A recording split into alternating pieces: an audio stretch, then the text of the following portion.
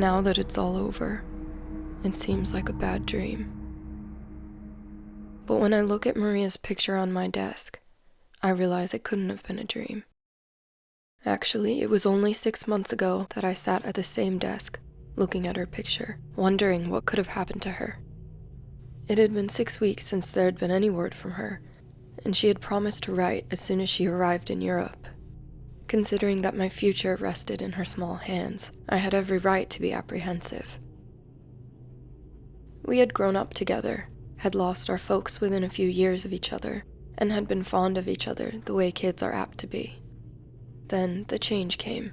It seemed I loved her, and she was still just fond of me. During our early college days, I sort of let things ride, but once we went on to graduate school, I began to crowd her. The next thing I knew, she had signed up with a student tour destined for Central Europe, and told me she would give me my answer when she returned. I had to be content with that, but I couldn't help worrying. Maria was a strange girl, withdrawn, dreamy, and soft-hearted. Knowing the section she was going to, I was inclined to be uneasy, since it is the realm of gypsies, fortune-tellers, and the like.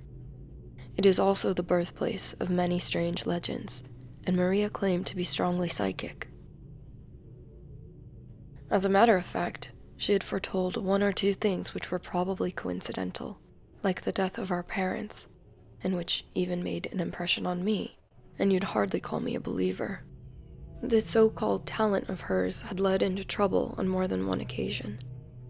I remember in her senior year at college, she fell under the spell of a short, fat, greasy spook reader with a strictly phony accent, and all but gave her eye teeth away.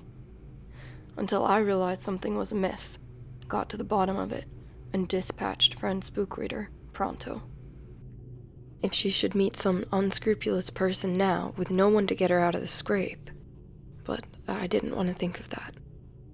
I was sure this time everything would be all right. When she didn't write at first, I let it go that she was busy.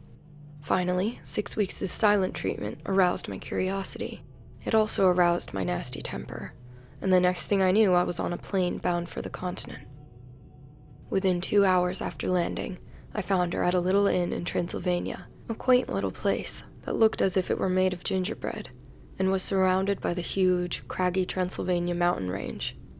I also found Todd Hunter. "What's wrong, Maria? Why didn't you write?" I asked.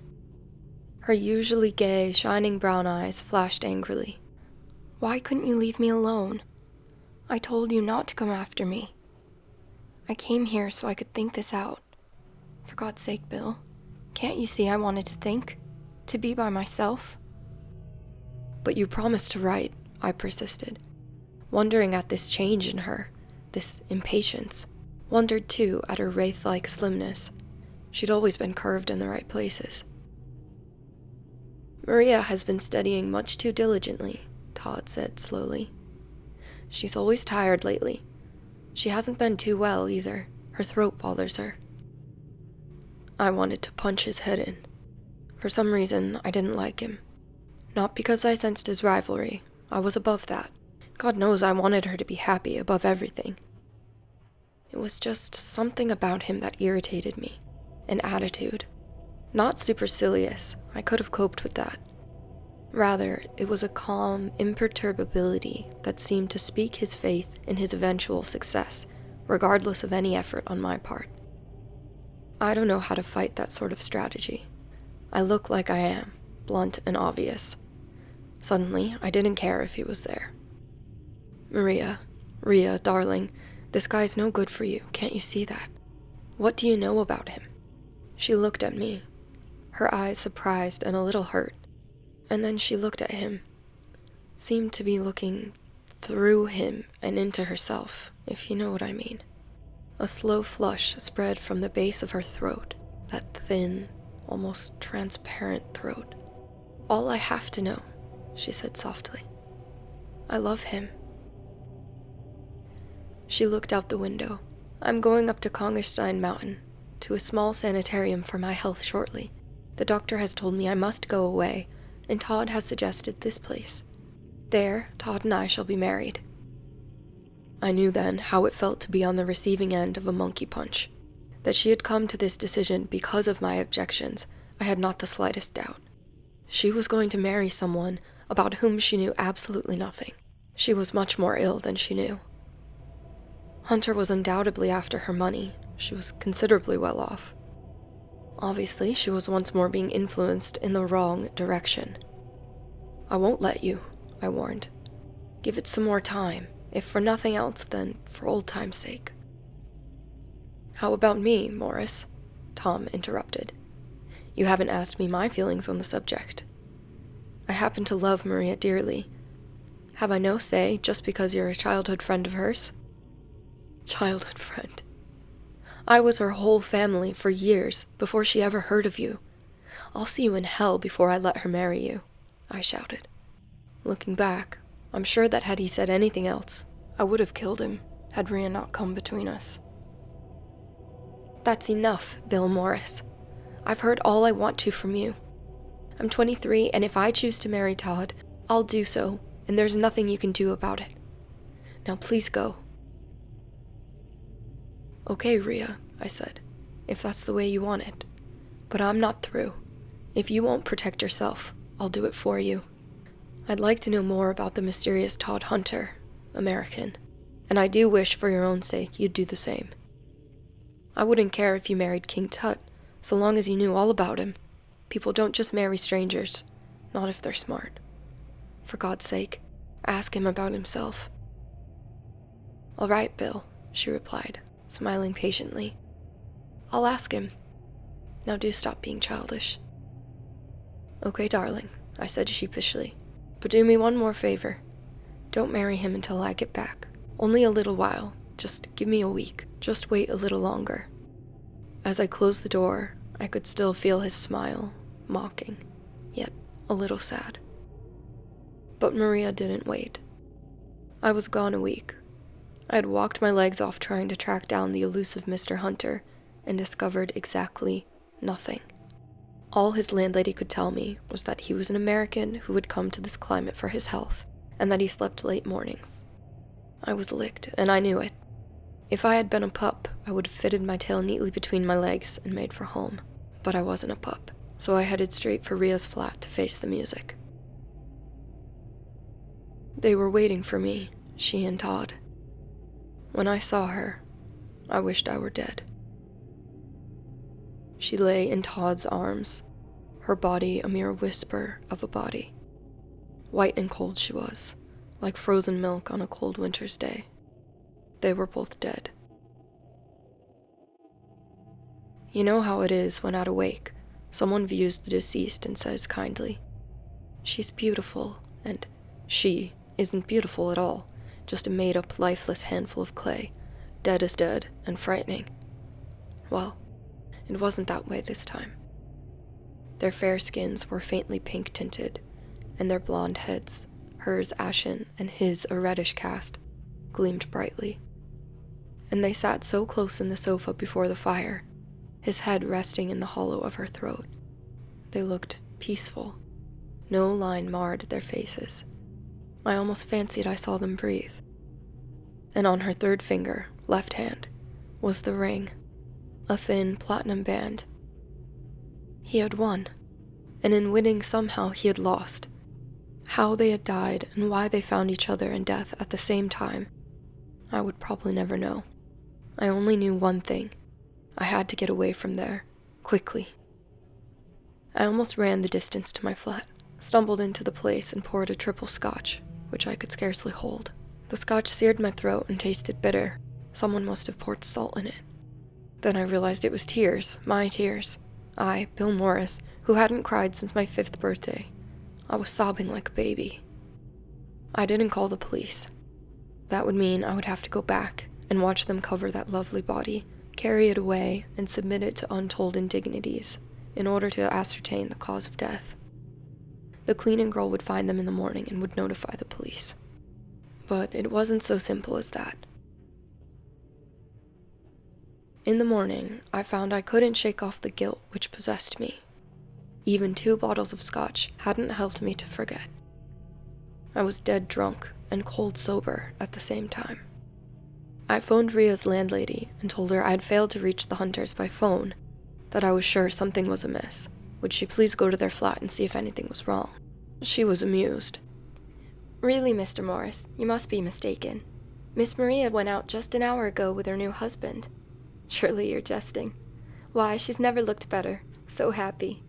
They've left for Kongenstein. They've also left you a note." I told her I would be right over and hopped in a cab. I began to think I was losing my mind. I had seen them both dead, and the landlady had seen them this morning alive. When I arrived, the landlady looked at me for a long moment, taking in my rough, dark blue complexion, unpressed clothes, red-rimmed eyes, and then waved a finger playfully. "You are playing a wedding joke, no? Here, too, we haze newlyweds, but, of course, I understand. Who could help loving Miss Maria? Be of good heart, young man, for there will be another some day. But I talk too much. Here is your letter." I went where I would be undisturbed, to the reading room of the library, on the same street as my flat, to the musty, oblong, dimly lit room, whose threshold sunshine and fresh air dared not cross. Without the saving warmth of the sunlight or the fresh, clean relief of sweet-smelling air, I read. Read, inhaling the pungent, sour smell of the scotch I had consumed during the long, sleepless night. Read, and then doubted that I had read at all. But the blue ink on the white paper forced me to acknowledge its actuality. It had been written by Hunter in a neat, scholar's script. "Dear Morris," it began, "why should I not have wanted Maria? You did. Others doubtless did. Why, then, should she not be mine? There are many things worse than being married to me. She might have married a man who beat her. With her, I have known the 2 happiest days of my life. I want no more than that. I have no right to ask for more. Have we, any of us, a right to endless bliss on this earth? Hardly. You thought of her welfare above all. For that, I owe you some explanation. You must be patient. You must believe. And in the end, you must do as I ask. You must. You wanted to know about me, of my life before Maria. Before Maria. It seems strange to think about it. There is no life without Maria. Still, there was a time when for me she didn't exist. I have been constantly going forward to the day when I would meet her. Yet there was a time when I didn't know where I would find her, or even what her name would be. It was chance that brought us together. For me, good chance. For you, possibly ill chance. For Maria, only she can say. Some 3 years ago, I was studying in England under a Rhodes Scholarship. The future held great things for me. I was a Yank like yourself, and damn proud of it. Life in England seemed strange and slow, and sometimes utterly dismal under austerity. Then, little by little, I slipped into their slower ways, growing to love the people for their spunk, and finally coming to feel I was one of them, so to speak. I have said everything slowed down. I was wrong. Studying intensified for me. The folklore of the British Isles intrigued me. I delved into the Black Welsh tales, the mischievous fancies of the Irish, the English legends of the prowling werewolf. For me, it was a relief from political science, which suddenly palled and which smacked of treason in the light of current events. My extracurricular research consumed the better part of my evenings. My books were, and have always been, a part of me, and as was to be expected, I overdid it. I studied too hard, with too little let up. Sometimes it seemed to me there was more truth to what I read than myth. It became somewhat of an obsession. Suddenly, one night, everything blacked out.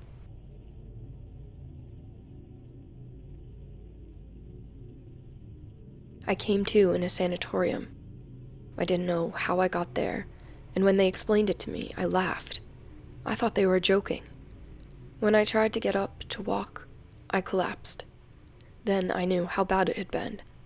I knew, too, I would have to go slowly. It was there I met Eve. She was beautiful. Not like Maria, who was a fragile, fair, sponge sugar angel. Eve was more earthly, with skin like ivory, creamy and rich and pale. Her blue-black hair she wore long and gathered in the back. She looked about 25, but a streak of pure white ran back from each of her temples. She was the most striking woman I have ever met. I had never known anyone like her, nor have I since I saw her last. You know how it is. The air of mystery about a woman makes a man like a kid again. She reminded me of a sleek black cat with her large hazel eyes. I bumped into her one day on the veranda and spent every day with her after that. The doctors wanted me to take exercise, short walks and the like, and Eve went with me, struggling to keep up with me. The slightest effort tired her. She suffered from a rather nasty case of anemia. She seldom smiled. The effort was probably too much for her. I saw her really smile only once. We had been on one of our short hikes in the woods close by the grounds. She stumbled over a twig or a branch, I'm not sure which. Suddenly she was in my arms. Have you ever held a cloud in your arms, Morris? So light she was, although she was almost as tall as I. Warm and pulsating. Her eyes held mine. It was almost uncanny. I've never been affected like that by a woman. Then I was kissing her. Then a sharp sting and I winced. There was the warm, salt taste of blood on my lips. I never knew how it happened, but she was smiling. Her full mouth parted in the strangest smile I've ever seen, and those small white teeth gleamed. And in her eyes, which were all black pupils now, with the iris quite hidden, was desire, or something beyond desire. I couldn't define it then. Now I think I can. Her small pink tongue darted over her lips, tasting, seeming to savor. I was frightened for some indefinable reason. I wanted to get away from her, from the woods, from myself. I grasped her arm roughly, and we started back for the grounds. We never mentioned the episode again, but neither of us ever forgot. She intrigued me now, more than ever. The doctors were able to satisfy my curiosity somewhat. They told me she had been a patient for some 4 years. Some days she was better, some days worse. She needed rest, much rest. Most days she slept past noon with their approval. Some days there was a faint flush beneath that ivory skin. Other days it was pale and cool. Just when we became lovers, I scarcely remember. Things were happening so fast I could barely keep pace with them. There was a magnetism about Eve which compelled. I couldn't have resisted if I wanted to. I began to have long periods of lassitude, times when I would black out and remember nothing afterwards. And the dreams began. I would dream I was stroking a large, velvety black cat, a cat with shining yellow eyes that looked at me as if they knew my every thought. Then, one night the dream intensified. I was playing with the creature, caressing it gently, when all of a sudden its lips drew back in a snarl, and without warning it sprang at my throat and buried its fangs deep. I thought I could feel the life being drawn from me. I screamed. The doctors told me afterwards that I was semi-conscious for days, that I had to be restrained. When I was well again, Eve came to see me. She was gentle, soothing. She held me close to her, and oh, it was good to be alive and to belong to someone. I remember to this day what she wore. Black velvet lounging slacks, a low-necked amber satin blouse, caught at the V by a curiously wrought antique silver pin. It was round, about 4 inches in diameter. In its center was the carved figure of a serpent, coiled to strike. Its eyes were deep amber topazes, and its darting tongue was raised and set with a blood-red ruby. "What an unusual pin, Eve," I said. "I've never seen it before, have I?" "No," she replied. "It belongs to the deep, dark, seldom discussed skeleton in the Orcazy closet, Todd. You see, my great-great-grandmother was quite a wicked lady, to hear tell. Went in for witches' masses and the like. They say she poisoned her husband. a rather elderly and very childish man, for her lover, whom she subsequently married. Together, they did away with the relatives who stood in the way of their accumulating more money. This pin was the instrument of death. Her slim fingers pressed the ruby tongue, and the pin opened, revealing a space large enough to secrete powder. It's like those employed by the infamous Borgias, as you can see, she continued, shrugging. Perhaps it was fate, then, that her devoted new husband tired of her once her fortune was assured him, took a young mistress for himself, and disposed of the unfortunate wife, using her own pin to perpetuate her murder. She was excommunicated by her church, too, which must have made it most unpleasant for her, poor old dear. The slim shoulders straightened. But let's not discuss such unpleasant things, my dear. The important thing now is for you to get well quickly. I've missed you terribly, you know. It was then I asked her to marry me. I knew I didn't really love her, but there seemed to be nothing to prevent our marriage, and she had gotten under my skin. It was as elemental as that. She said she thought we should wait until I fully recovered. Don't say any more, darling, she said. Rest your poor, sore throat. She bent over me solicitously, and I reached up to stroke that smooth, black hair. It had a familiar feel to it that I couldn't quite place. Of course, I had stroked it 100 times before, but it wasn't that. Then she looked straight at me, those large, glowing hazel eyes boring into me, and I knew and disbelieved at the same time. I froze where I lay, paralyzed by my fear, unable to make a sound. So you know, she whispered. It is well. I have marked you for my own these many months. Now that you know, you will not fight. You know what I am, or at least you can guess. This pin you admired so, it was mine 300 years ago, and it will always be mine. Her lips were on mine. She had never kissed me like this. It was like the touch of hot ice, freezing, then searing, unendurable. I lay inert. I couldn't have moved if I wanted to. I could scarcely breathe.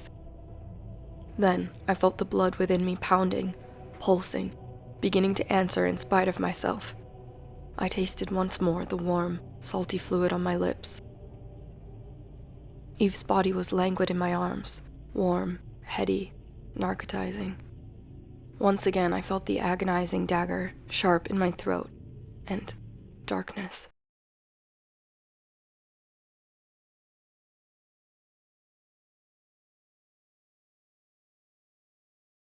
Have you ever wakened to a bright, sunny afternoon and heard yourself pronounced dead?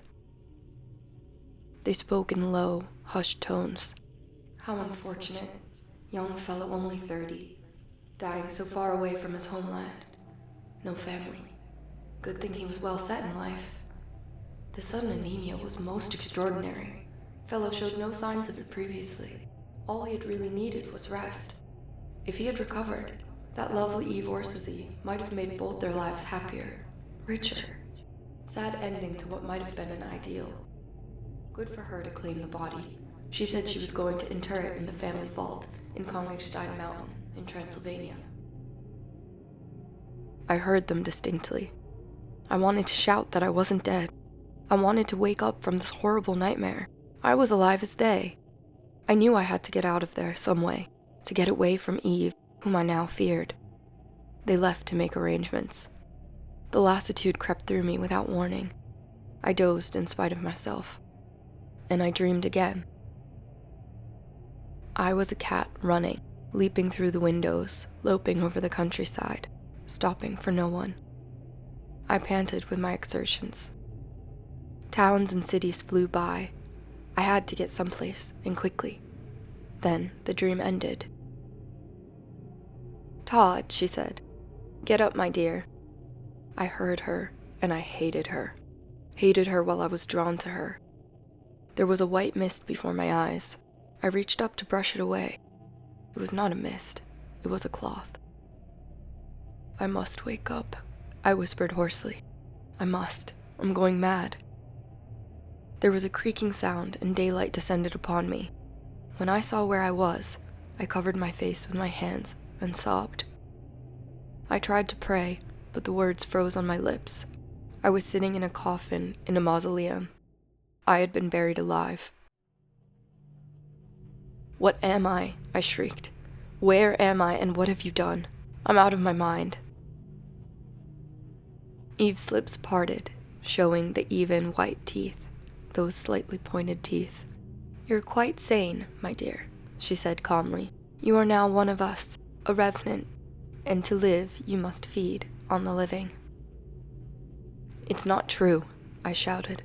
"This is all a crazy nightmare, part of my illness. You're not real. Nothing is real."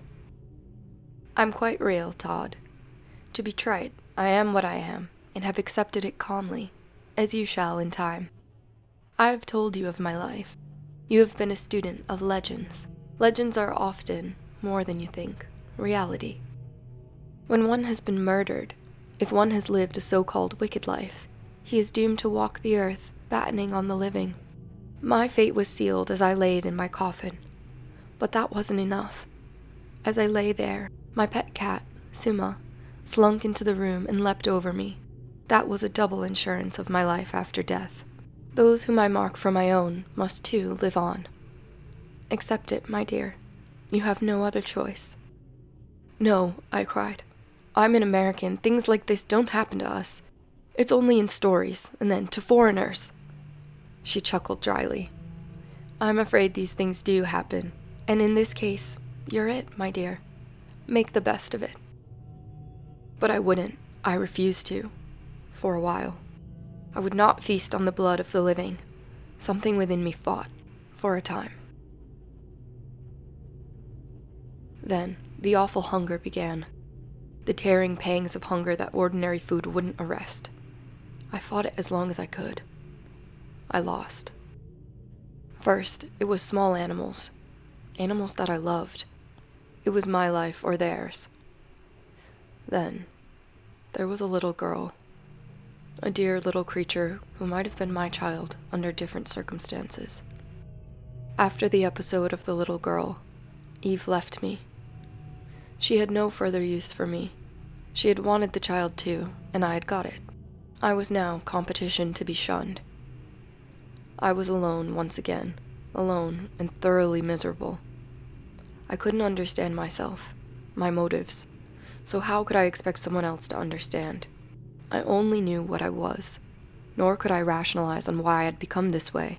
I could only presume it had happened to others equally as innocent as myself of wrongdoing.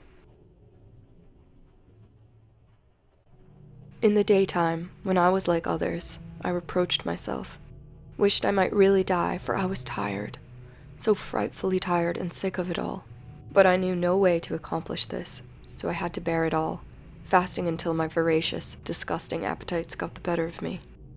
I decided there must be some information on my kind, particularly in this area where vampire legends are rife, so I took to haunting reading rooms. It was there I met Maria. She told me, after we knew each other better, that she was doing graduate work in regional superstitions, and had decided that her thesis would treat the history of vampirism. She found it terribly amusing, but at the same time, frightening. Didn't I? I fear I saw nothing laughable about it, but I held my peace. Why, I could have done a thesis for her that would have driven some mild-mannered prof completely out of his mind. I kept my knowledge to myself, though. I didn't want to scare Maria. She was like a flash of sunshine in a darkened room. She made each day worth living. For the first time, the hunger pangs ceased. Ceased for 1 week, then 2. I was certain I was cured. Perhaps, I thought, the whole thing was just a dream, and I am finally awake. I felt then I had the right to tell her of my love. She looked indefinitely sad. She wasn't certain, she said. She knew she was awfully fond of me, but she was confused. She had just come away from the States, trying to make up her mind about someone dear, whom she didn't want to hurt, and she wanted a breather. I said I would wait up to and through eternity if she wished. Things went along peacefully then. We would walk for hours together, walk in complete silence and understanding. My strength seemed to be returning more day by day. We went far afield in search for material for her thesis. She would track down the most minute speck of hearsay to get authenticity. One day, in our wanderings, I thoughtlessly let myself be led too near to my resting place. One of the locals mentioned a place of horror nearby, and Maria wanted to investigate. I had no choice. We poked amid the still fustiness of the deserted mausoleum I knew so well. She thought it odd that the door was unlocked. I said, yes, wasn't it? Then she saw the box, that gleaming copper box which Eve had so thoughtfully provided. She stroked it gently, commenting on its beauty, and before I could prevent it or divert her attention, she had lifted the heavy lid, exposing the disarranged shroud, the remains of one or two hapless small creatures, the horrible blood-stained satin lining. She screamed and dropped the lid, somehow pinching her finger. She hopped on one foot as one usually does to fight down sudden pain. Then she was clinging to me, thoroughly frightened. What does it mean, Todd? I quieted her with the usual platitudes. Then I was kissing that poor, red little finger. Without warning to myself or her, I nipped it affectionately. A warm glow spread through me. There was a taste more delightful than fine old brandy or vintage wine, and I knew irrevocably that I was not cured. No, nor ever should be. And I knew, too, that I wanted Maria. Not just as a man longs for a woman he loves, but to drink of the fountain of her life. That warm, intoxicating fountain. Greedily, joyously. She never knew what went through my mind at that moment. If I could have killed myself then, I would have, with no compunction. But there is more to killing a revenant than that. The church knows the procedure. I hurried Maria home as fast as I could and told her I had to go away for a week on business. She believed me and said that she would miss me, but I didn't go away. That night, I fought a losing battle with myself, and then every night thereafter, I returned to her, partook of her and slunk away, loathing myself. I knew that I must soon kill the one being I loved above all others, kill, too, her immortal soul, and there was nothing I could do to prevent it. She began to fade visibly. When I returned in a week, she was so ill that a few steps tired her. Her appetite all but vanished. She seemed genuinely glad to see me. She was beset by nightmares, she said. Could I help her get some rest?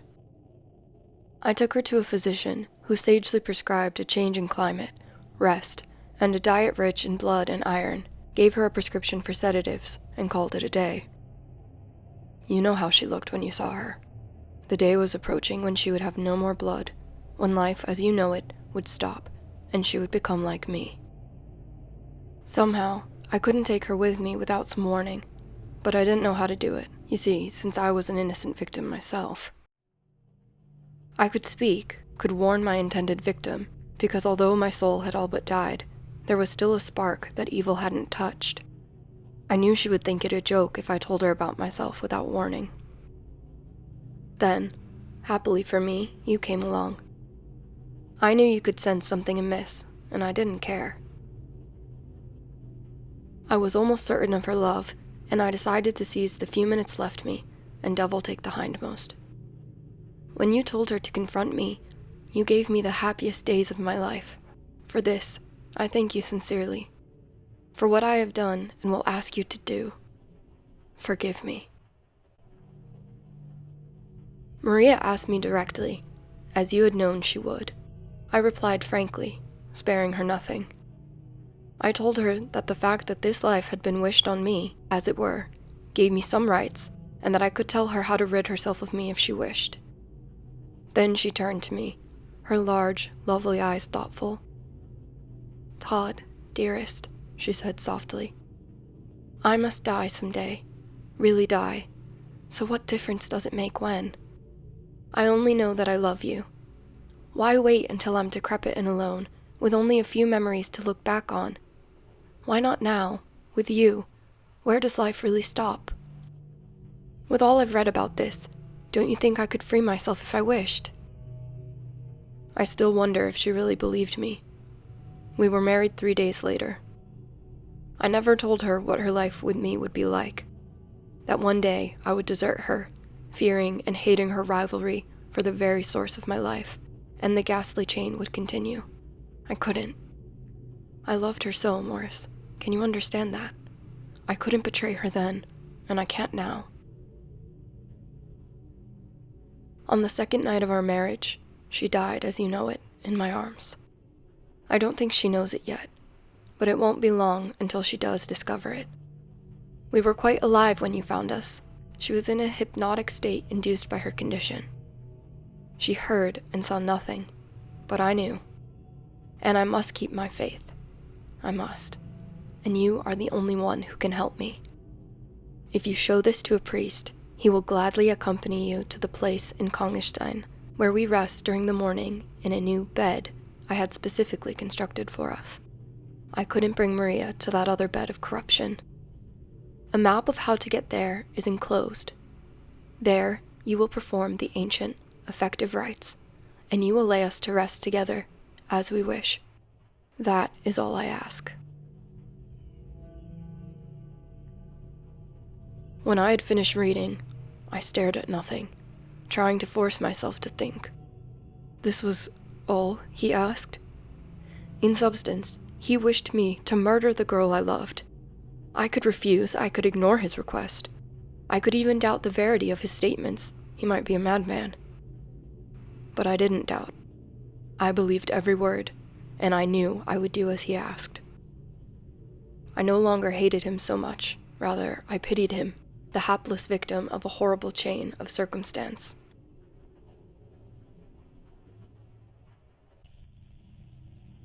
I found the priest, a venerable, gentle soul, after much searching. The younger man had looked at me searchingly, laughed, and told me to read the good book for consolation, and to lay off the bottle. Father Kalman was understanding, with the wisdom of the very old. "Yes, my son," he said. "I will go. Many might doubt, but I believe. Lucifer roams the earth in many guises and must be recognized and exorcised." It was 5 o'clock in the morning when we approached the mausoleum. The good father explained that the creatures of darkness had to be back in their resting places before the cock crew. At night, they drew sustenance. During the morning, they slept. There was a gleaming copper basket. Todd had not lied. We approached it warily. In it was nothing but grisly remains, bloodstains, and dust. We drew back, fearful. Then we saw the other, newer casket in richest mahogany, almost twice the width of the copper box. Their bridal bed. They lay together, his arm about her. She wore a gown of palest blue, but oh, the mockery of a gown. Stained it was with fresh blood, which had seeped onto it from him. Obviously, she had not taken to prowling yet. His mouth was dark, rich with blood, slightly open in a half-smile. His hand pressed her fair head close to his chest. She lay trustingly within the circle of his arm, like a small child. The priest crossed himself. The bodies twitched slightly. "You know what you must do," Father Kalman whispered. I nodded, the pit of my stomach turning madly. I couldn't do it. Not Maria, the lovely. But I knew I would. I had to. She must not wake again to see that blood-stained gown or to wonder at her husband's gory lips. She should know rest, eternal rest. Father Kalman circled the box several times, ringing his small bell, and at one point laid a crucifix upon each of their chests. Their faces writhed, and I felt my skin creep. Then, chanting in a low, firm voice, the priest gave me the signal. Together we drove 2 long stakes, dipped first in holy water, home, piercing their hearts simultaneously. The bodies left forward in the box, straining against the stake, and a horrible, drawn-out wail shattered the stillness of the tomb. The priest dropped to his knees, and I clapped my hands over my ears, but the dreadful shriek penetrated. My stomach turned over, and I retched. The good father followed suit. We were no supermen, and our bodies and our very souls revolted against this monstrous thing. "Let us finish, my son," the priest said slowly after a time, his face the color of ashes. We must bury these dead, that they may sleep in consecrated ground. I couldn't. I had to see her again before it was done. She lay, small and fragile as ever, her face calm, only there was no trace of life now. She was still white, as only the dead, the truly dead, are. Todd's arm was flung across her chest, as if to protect her. I made myself move the arm, resting her head upon his shoulder where it belonged. Then, as I looked, there was just Maria. Todd was gone, and only a handful of dust lay piled up around the stake. It was enough. I slammed the lid shut. Looking back now, I can see it was all for the best. Maria was different, apart from other women. A dreamer, a mystic, too easily influenced by the bizarre and unnormal. I, on the other hand, am practical almost to a fault. Had she married me, I might have crushed her in the very thing that drew me to her. In time, she might have grown to hate me. Hunter, on the other hand, was a student. Introspective, given to romanticizing, susceptible to suggestion. Had I been confronted with an Eve, I should have run like hell. To him, though, she was cloaked in mystery, hence more desirable. What better choice for him, ultimately, than Rhea? That Rhea had to die to achieve her happiness is of no real importance. Life is a transitory thing anyway. Sometimes, though, when I look at Rhea's picture, it's hard to be practical. She was everything I shall ever want. I had never been to Europe before the summer of 1947. I went to find Maria, to marry her. Instead, I found and murdered her, and I will never go back again.